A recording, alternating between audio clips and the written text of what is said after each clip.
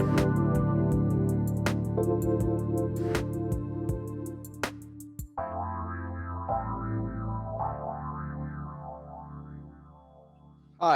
my name is Craig Richardson. Welcome to Mind to Heart.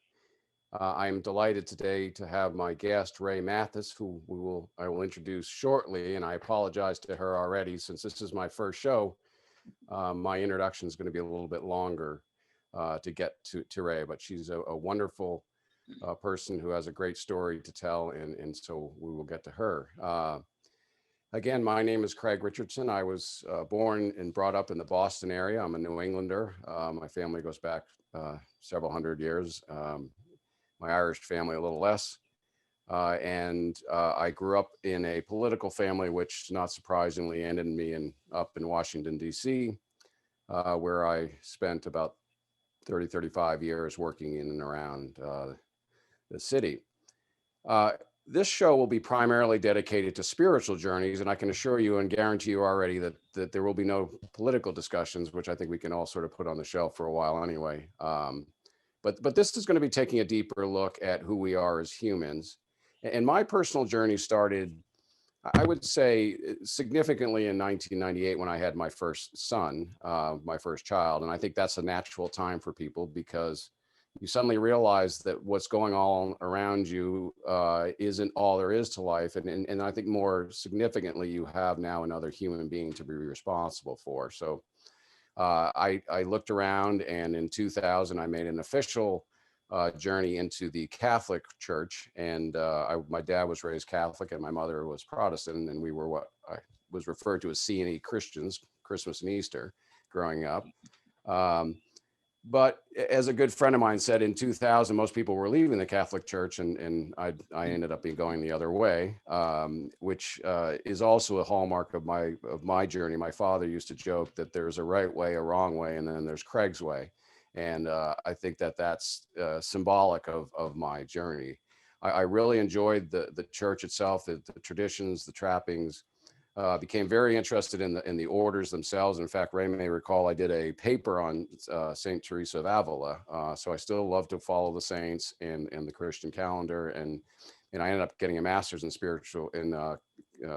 Catholic theology in 2006, and went to daily mass and was very active.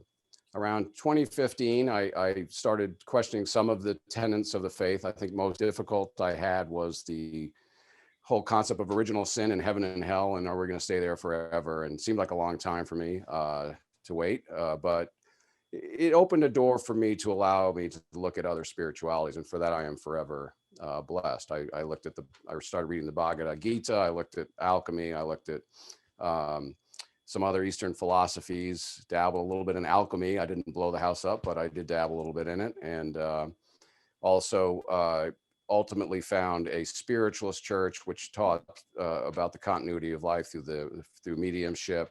And it was there that I discovered Edgar Cayce, and who we'll hear more about. Edgar Cayce was a prophet. They call him the father of holistic medicine, and I'll let Raye expand a little bit more on that because she too has been brought to her spiritual path through Edgar Cayce.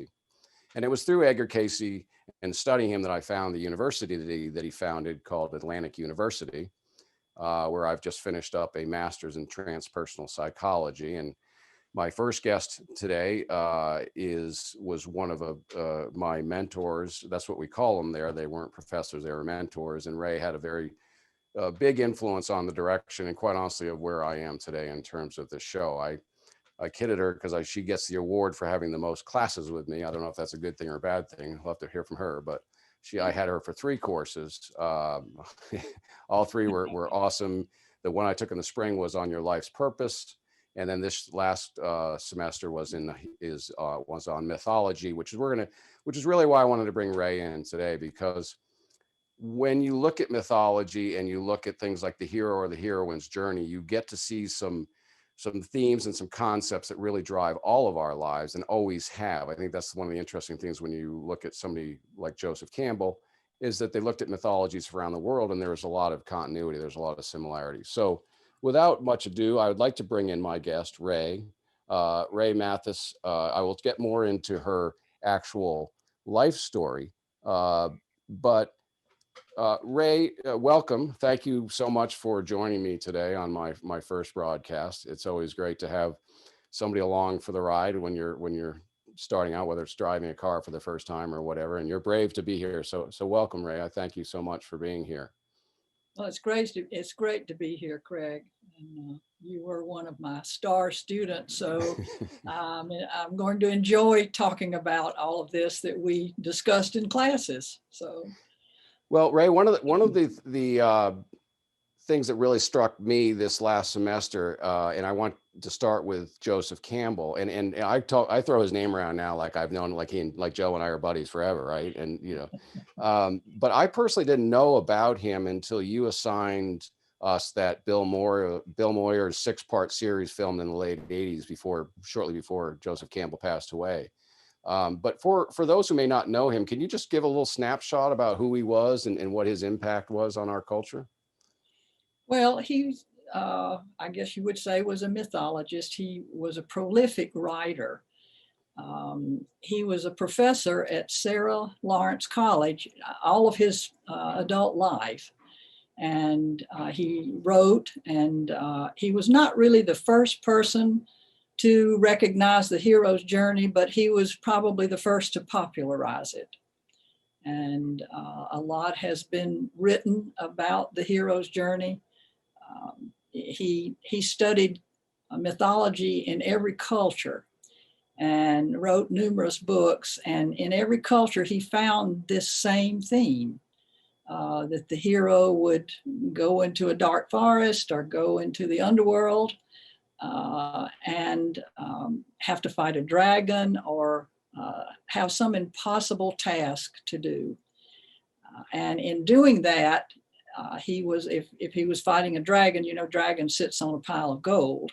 So he would get some gold and then he would return. And the gold really symbolizes parts of ourselves that we have not had access to before. And so it enables us to expand our lives, expand our horizons. And when you return from the journey, you don't just sit down and enjoy your gold. Your task then is to get out into the community and do something with that gold. Otherwise, it's wasted. And of course, there are people who don't return for whatever reason, or they return and they don't bring their gold with them.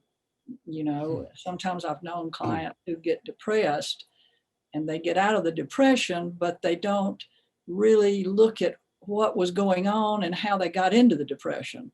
So they don't really ever get that gold. And often they are, I hate to use the word doomed, but they have to go back. They will go back periodically. It's like the universe says, we're going to set this up so you can do this one way or the other, one time or another. So It's you interesting. can do it now, or you're gonna have to come back and do it again if you're believing. Yeah, Right? sorry, I get carried away. No. I mean, it's interesting, and in the course materials, and you were always wonderful about putting those PowerPoints together for our class to set the weeks up. Just to get sort of dig down a little bit more on, because there's a formula, right, for the whole hero's journey. You talked about some of those stages, but I remember, and I actually kept that PowerPoint where you had it was an arc of sorts. You have the call and all that. Can you just touch a little bit about that? There are actually 17 stages. Oh my gosh. In that cycle, and it would bore us to death to go through all of them, but generally they have to do with the departure. Something will happen that a person will suddenly be taken out of their everyday world, and then the initiation, which is of course going into the underworld, some type of initiation. And even one of the stages is meeting the goddess. And I think that has to do with the meeting that side of the feminine. In our culture, we're a very masculine oriented culture. And so I think it has a lot to do with meeting the feminine, what Jung would call the anima or the animus, depending. And you mentioned alchemy. it has to do with, Jung talked about alchemy a lot with regard to the marriage of the king and the queen, and the result was the birth of the divine child, which is our creativity. So I think that meeting of the goddess is really important now in our culture as we see the rise of the feminine. Women have had the feminine projected onto them. Men have had the masculine projected onto them, but I'm an astrologer. I know you haven't said that yet, but in astrology, if you're looking at someone's astrological chart, they have feminine and masculine planets and signs in their chart. So everybody has access to that if they learn how to access it. If they don't just kind of swallow the cultural mythology without examining their own. So. Sure, and we're going to take our first break in about a minute or so, but I think you touched upon a very important topic that I'd like to get back to. Maybe going off course, but something you mentioned, and that is the balance of the masculine and feminine. I mean, I think that's ultimately, part of where we all need to go, whether we, we're women, we may need to some more masculine. I mean, it's not what our culture has taught us. So when we get back from the break, I'd like to try to dive into that a little bit more. If you can bear with us while we take our first break. Thank you, Raye.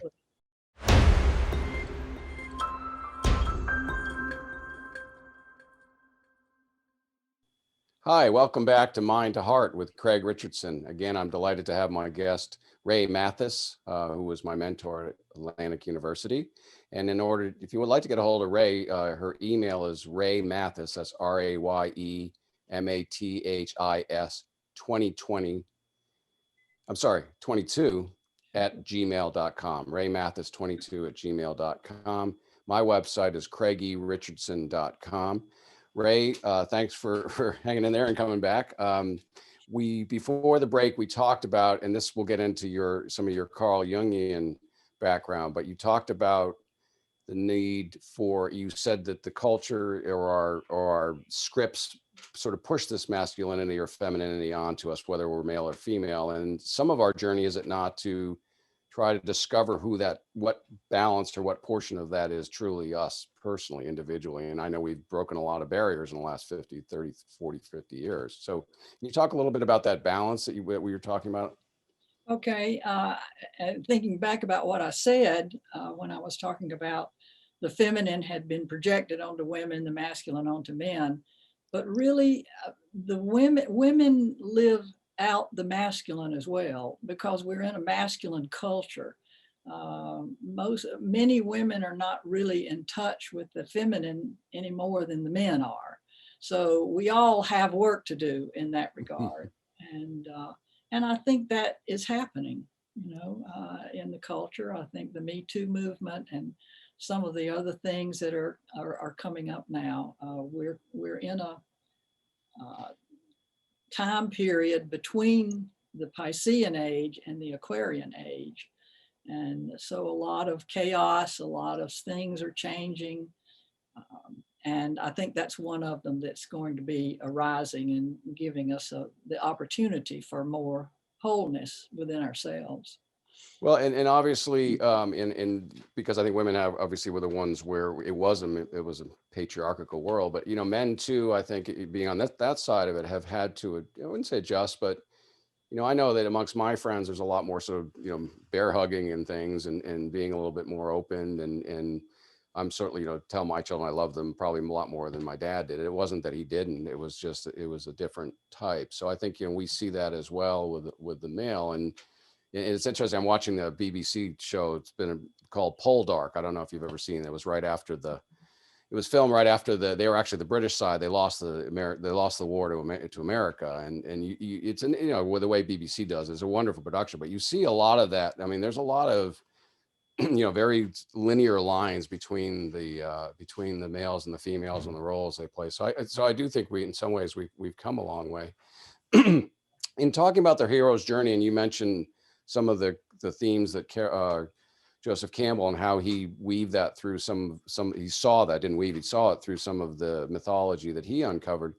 Let's talk a little bit about how our culture has presented that. And I know, as I said, you may have mentioned already, your son is in Hollywood. And so you and I talked about that, the course you want to run, which I really recommend that you do when you look at mythology in our current art, which is really Hollywood. So can you talk about maybe some of the movies or some of the ways that hero's journey that you described has been presented in pop culture or whatever dramatic culture? Well, it is probably, you could probably find it in every major movie. Star Wars, of course, is the big one, and George Lucas uh, had Campbell as one of his mentors doing the Star Wars. Another one that we don't think about is that the life of Jesus was the hero's journey. I mean, he certainly went into the underworld, and he died, and then he returned. And so he has the whole stage there of the hero's journey. And so it's been a popular, it's in, obviously in mythological themes, it's in fairy tales, it's in books that you read. Many of the stories, you can probably think of more movies than I can at this point. Yeah, I'm a little bit of a movie buff, but well, and for me, actually, just to mention a couple, because I think one of the important exercises for people to see who they relate to. So for me, so some of the epic ones are Hunger Games with Jennifer Lawrence as Katniss, and then Game of Thrones as Jon Snow. I've kind of labeled myself the reluctant hero. I don't generally want to do things, but sort of get dragged into doing them. And I think equally important, Ray, is I found that looking at the very characters, and this is more your Jungian, looking at the characters that you despise, because there's the old expression goes, there's a fine line between love and hate, and there are elements of that character that you despise because they are elements of your shadow self. Is that what Jung would say? Yes, absolutely. And we're I don't want to get too far off the track, but as I said previously, we're moving from the Piscean age to the Aquarian age, and Jung wrote a book called Ion, where he looked at the changing of the ages historically, and he saw that in each age we had an image of God. For instance, in the Taurian age, the image of God was the bull, and they worshiped the bull. They worshiped Apis, the bull. In the Piscean age, Pisces is very idealistic. They want perfection. And so we had to have a perfect God. And what happened is that the shadow fell into the unconscious. And so it really split. We were not able to hold the yin and the yang like the Eastern, some of the Eastern religions do. And of course, Jung predicted this time period. He said, when we start to change the ages, that shadow is going to come up. And it's fascinating. And I'm not going to touch on politics, but January the 6th is the Epiphany. Oh, that's right. Christian religion. And that was the revelation of God. And so I think the other side of God has presented itself. And it's also in the East, the Epiphany commemorates the baptism of Jesus. So there's a lot of water rituals. And I noticed that they discharged a lot of fire extinguishers. There was a lot of water blessing. There was a blessing of the house. That's what the water rituals were, is they had blessings of the house. Oh. So these are synchronistic events that I think are really important. It's not that one causes the other, but there are connections, I think, that we need to really look at. It's like looking at the shadow of our culture. Well, it's interesting you said there are connections. It seems like these never really go away. I mean, we think they do. And I think the way the modern culture teaches us is sort of episodic, and things aren't linear, or things there isn't, but they really are. And you mentioned the Jesus's journey. And I think really, if you look at Genesis, I mean, that's ultimate. That's the ultimate hero's journey, is it not? I mean, they were in paradise with God, and then they get. It's not really a call. They got booted out, Yeah. but Yeah. and so that journey ever since has been a journey to try to get back to paradise, to try to get back to unity with God. So it seems to operate on multiple levels, is it not? That's a good point. So it's the soul's journey as well as our individual journey when we're in the earth. So Well, and I think this is where I like to try to bring it back to sort of the themes of the show is what are these journeys, these heroes' journeys or heroines' journeys? Like I said, I mean, I have a strong affinity for Katniss Everdeen or Jon Snow, or even Dorothy and the Wizard of Oz. yeah, Probably more of the, I don't know which one the line. I actually played King Monkey in the play in third grade, but you know. What does that say about us personally if we have an affinity or a revulsion to? I mean, how does that impact? What is that cluing us into our own journey? well, I think we can learn a lot. Most people go through some kind of crisis in their life. I mean, this is life. We have crises, but a lot of times we go through crises and then we get out the other side and we keep on going and we don't really look at what's happened. Um, and in psychology and in the spiritual life, the purpose for a crisis is to learn more about yourself and to expand your world and become, as Jung talked about, becoming more whole. Mm.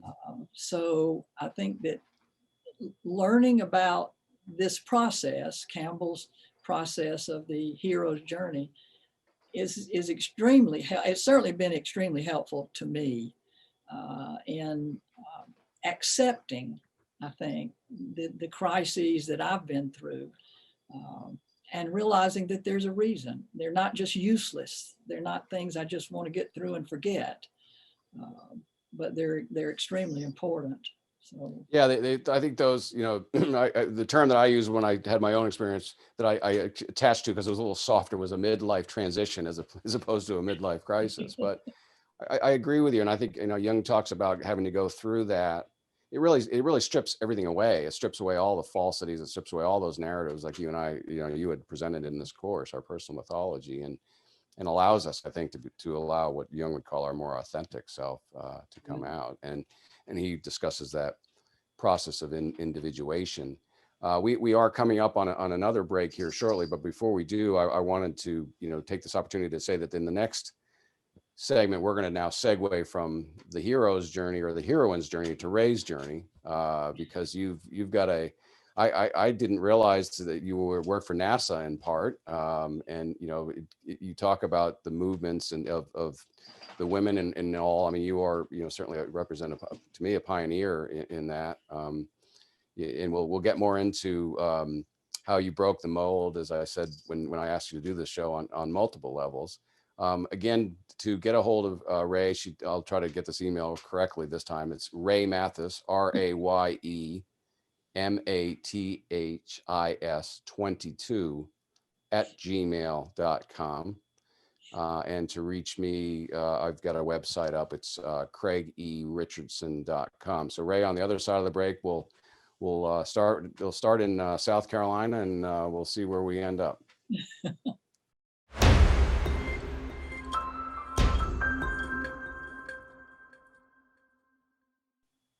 Welcome back to Mind to Heart with your host, Craig Richardson, and my guest, Raye Mathis. We were talking for the first half of the show, after I got through the introduction, about the whole general concepts of the hero and heroine's journey. And as I said up front, I really am delighted that Raye joined me so she could provide that expertise that she has in all of this. But I don't think there's any better way to show how this plays out than to talk about somebody's life.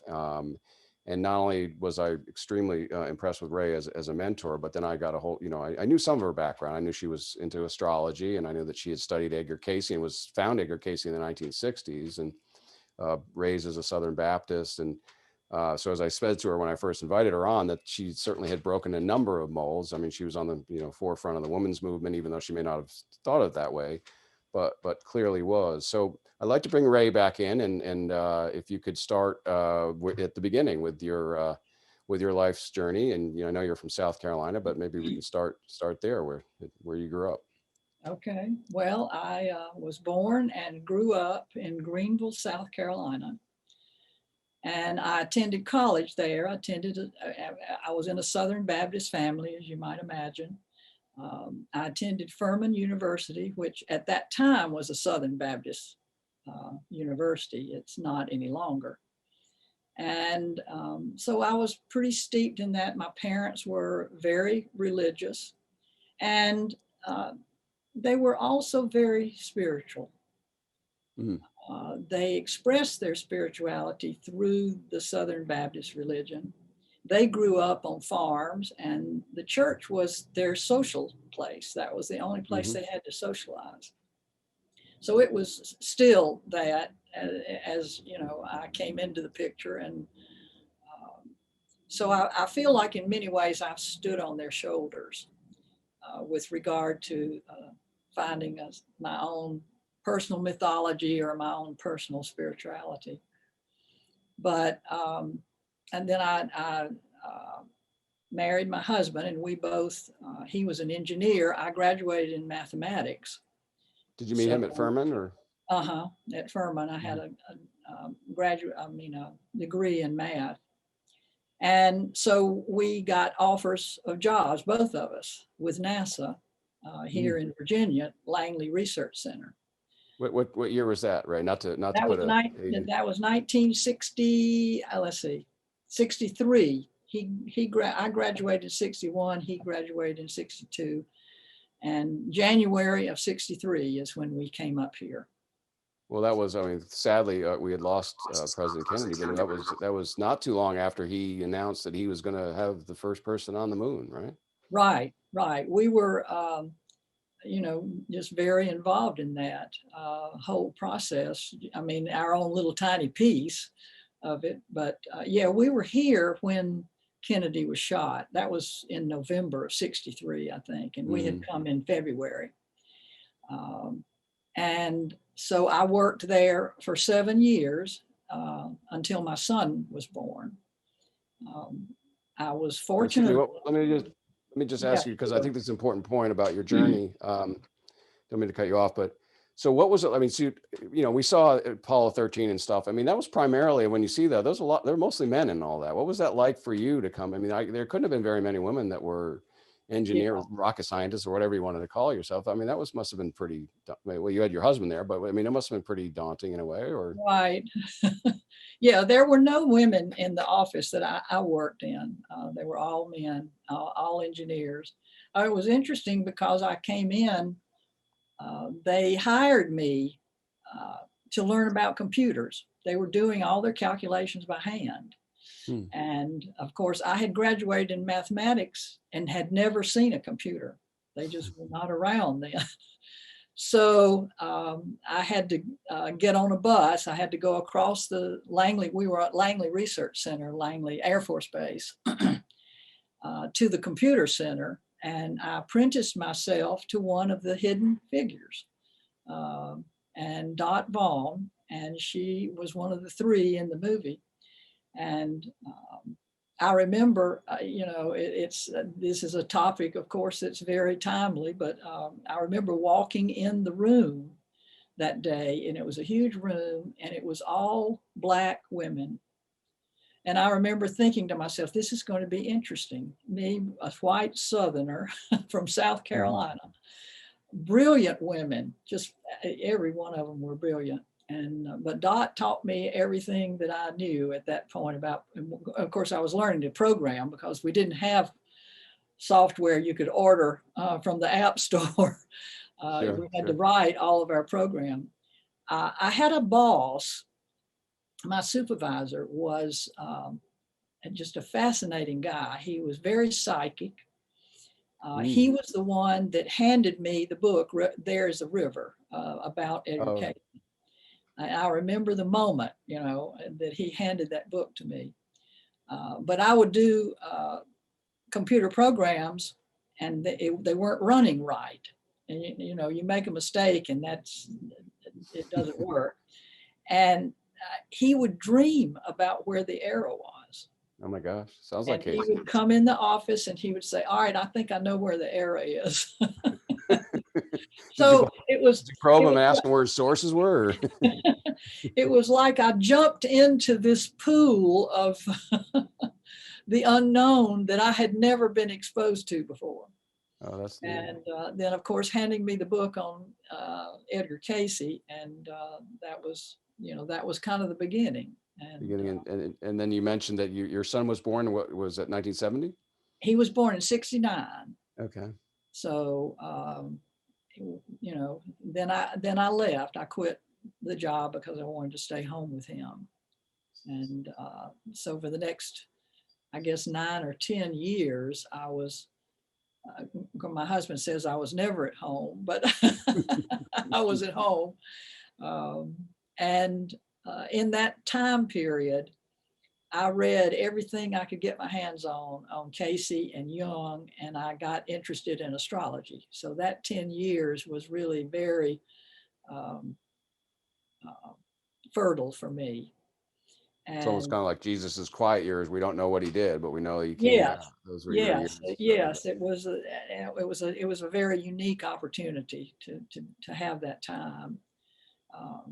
And of course, as soon as I started learning about Casey and astrology, I started telling everybody about it. And oh boy, did I get got some feedback. You can imagine how much my Southern Baptist family Well, appreciated. I was going to ask you about that, and I don't think it's really any different than the Catholic Church too. I mean, I downplay that with my old mass buddies, but and I try to when I have an open conversation, and I know you'll appreciate this. So everything we talk about in the esoteric world is in the Bible. I mean, King Saul went to a medium to find out why this upstart David knew who he was. I mean, and there's always those conspiracy theories that the Vatican has been using psychics forever. So what was that like for you when you went back to Greenville? And I mean, Well, I mean, my family tolerated me, but they were worried about me.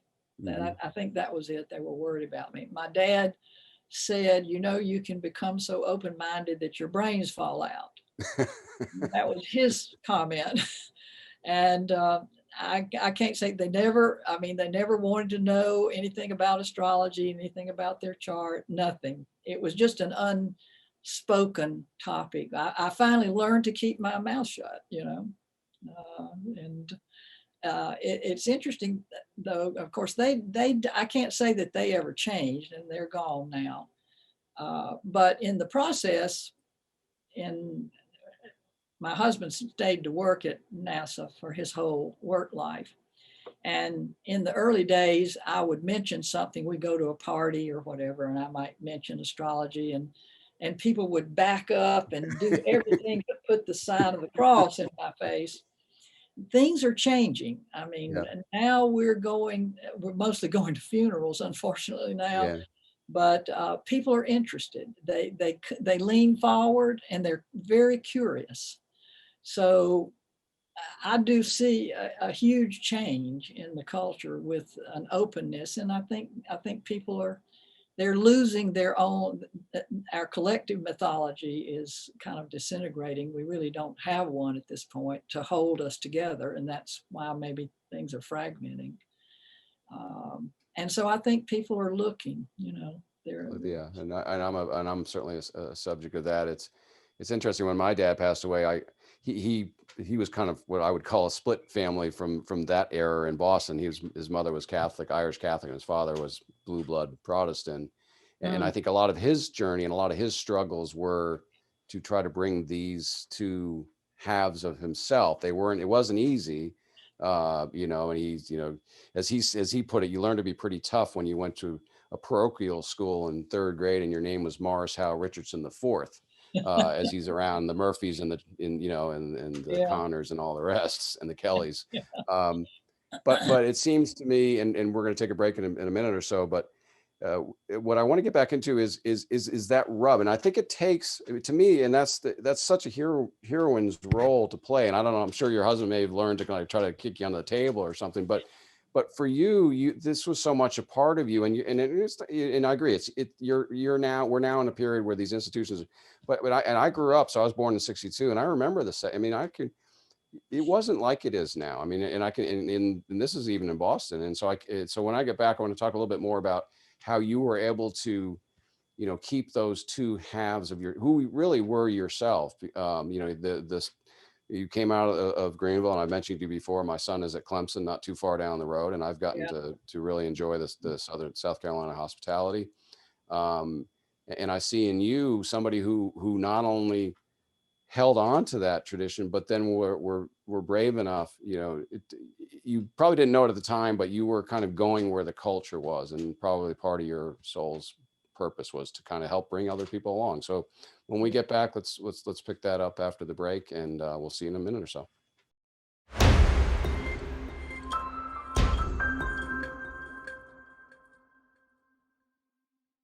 Welcome back to Mind to Heart with Craig Richardson, your host, and my guest today, Raye Mathis. Again, to get a hold of Raye, her email is raymathis22@gmail.com, and my website is craigyrichardson.com, and there's a tab on the top there that can take you to Mind to Heart. We were talking about Raye's pioneer moments as she discovered mediumship and Edgar Cayce and all the things he talked still while growing up. And you can talk a little bit more, but you've kept your Southern Baptist roots, which wasn't, I'm sure, very easy. So can you pick up there again about, you mentioned how people, you either learn not to open your mouth, or your husband somehow was able to corner you away from some people. But talk a little about how you were able to, I mean, you must have been some moments where, did you feel split at all? I mean, how did that feel to you? Oh, very much so. I mean, I got to where I wouldn't tell anybody what I was doing because I was getting such major reactions. So yeah, it felt very, very split off. It was very painful not to be able to share my whole self with my family and with friends. And so it was a lonely period, I think. And then, after about 10 years, I decided to go back to school, and I went in clinical social work. And then after that, I did study at the Young Institute in Switzerland for. Did you actually go? So did you go to Switzerland? Yeah, from 82 to 86. Oh, wow. I would go over one semester a year. And so I really went over the first time to study with Young's daughter, who is an astrologer. Oh, wow. She had been an astrologer since she was 16, and she was in her 80s. And I worked with Aniala Yaffe. She was my analyst, and she was the one who wrote Memories, Dreams, and Reflections. She was Young's private secretary. And I worked with Dora Koff, who did sand play therapy. Oh, wow. So I kind of went, I think I was pretty depressed when I went because I didn't know what I wanted to do. I had gotten to the point where I was so immersed in all of this, and I just had no idea where I was going with it. And I feel like I kind of walked into the arms of the feminine. All three of those women were in their 80s, and it was a very important time period for me. So it wasn't just learning; they were spiritual guidance and absolutely. No, absolutely. I was doing analysis, and so I was just immersed in trying to figure out who I was and what I was going to do with the rest of my life. So that was your midlife transition then? That was my midlife. Yes, that was my midlife. And it was difficult. It was difficult on our marriage because I was gone and I had a son who was like in early teenage years.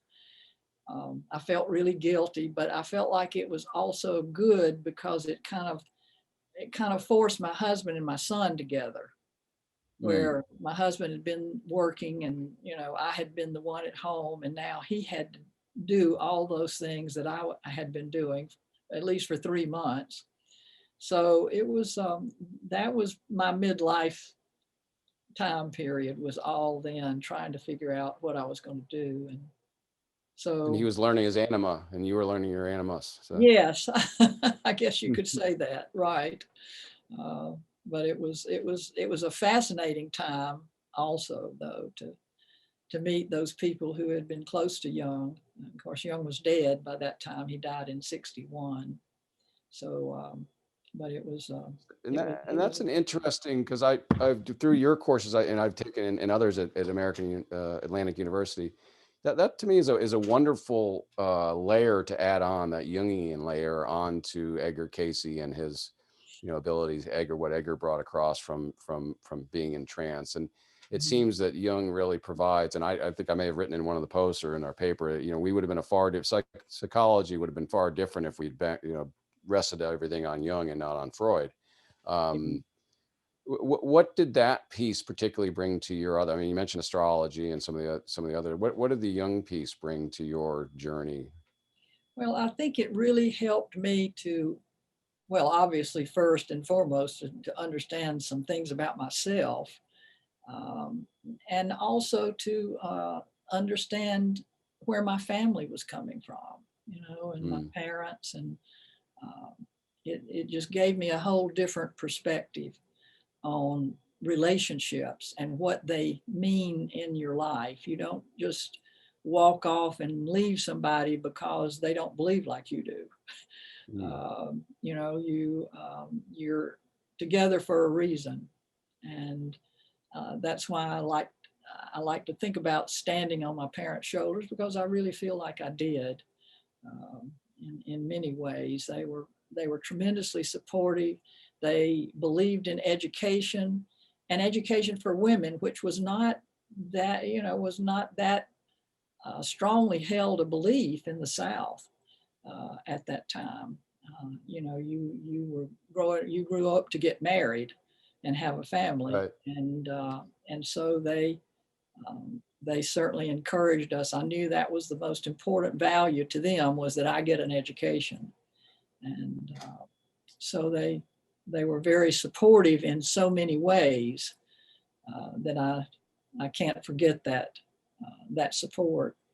But then I had to find my own personal mythology. Their mythology was the church and was religion, and the Baptist religion. And I just found that was not my mythology. I could stand on the shoulders, but I had to find my own personal belief system. And that was, I think, recognizing that, and recognizing that I didn't have it, was part of feeling depressed in that midlife period. I just didn't know. I didn't have a mythology to hang my hat on. And Yeah, that's the period in the show, whether it's Katniss Everdeen is in the Hunger Games and it's pouring rain on her and she's underneath, yes, or in Lord of the Rings he thinks all is lost. I mean, we have to go through that, do we not? I mean, right. that's part of that's as much a part, as I said, that strips away everything, Yeah, yeah, leaves us bare. I mean, and as I said before, I think what's wonderful about your story is that, I think you told me so the church and the traditions and all have, they've modified. I mean, we're in 2021 now, and you told me that they even asked you at your Baptist church to teach in the class on astrology. So they've moved yes, as well, right? yes. That was my Sunday school class. I had a very forward-looking Sunday school class, and I taught astrology for about 6 weeks. At that time, it was a Southern Baptist church. Now it has broken away from the Southern Baptist, but still.